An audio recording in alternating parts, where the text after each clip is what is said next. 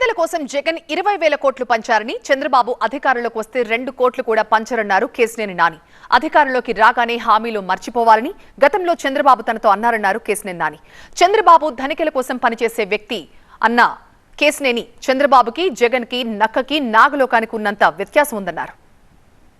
వీళ్ళిద్దరిలో చాలా వ్యత్యాసం ఉంటుంది. 5 ఏళ్ళు ఆయన ముఖ్యమంత్రిగా చూసా, 5 ఏళ్ళు ఈయన ముఖ్యమంత్రిగా చూసా. నక్కకే నాగలోకానికి తేడా ఉంది. బాబు షూరిటీ భవిష్యత్ గ్యారంటీ బాబు షూరిటీ భవిష్యత్ గ్యారంటీ వల్ల ఆయన కుటుంబం మాత్రమే, ఆయన పరిక్రమాల కొడుకు లోకేష్ మాత్రం తప్ప మీకు ఎవరికి గ్యారంటీ ఇవ్వడం.